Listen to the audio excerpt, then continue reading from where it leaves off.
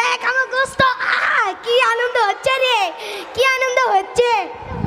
ওরে আল্লাহ জরিনের স্বামী কেমন কেরো বিয়ে কেলে কাম কাজ করে যা কয়। হাই রে মা, শ্বশুর বাড়ি যাচ্ছে ব্লাউজ পেটিকোট পরে, আবার বইয়ের হাত ধরে ধরে, আবার দেখেছি শ্বশুর বাড়ি মিষ্টি দই লিয়ে যায় মানুষ, আর ই কুমা কচু লিয়ে যাচ্ছে। হাই রে মা ছোলটা ক্যাঙ্কাটা যাবে এককালে জামাইয়ের সাথে বিয়ে দিছে মা। হাই রে মা, আমার কি আনন্দ। ভাবি কি হচ্ছে? ও ভাই তুমি জানেন না? না ভাবি, আমি কোনো বুঝবা পাচ্ছি না কি হচ্ছে। ভাবি কি হচ্ছে?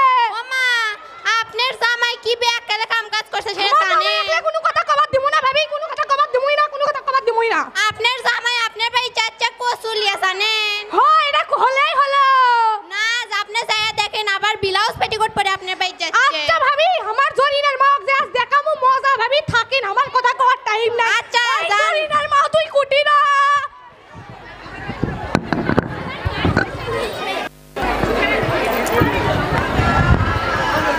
আসসালামু আলাইকুম আম্মা, কেমন আছেন? ওয়ালাইকুম আসসালাম। বাবা যাবে, তুমি আছো? আসো আসো, বসো, ঘরে বসো, আসো আসো, বসো বসো।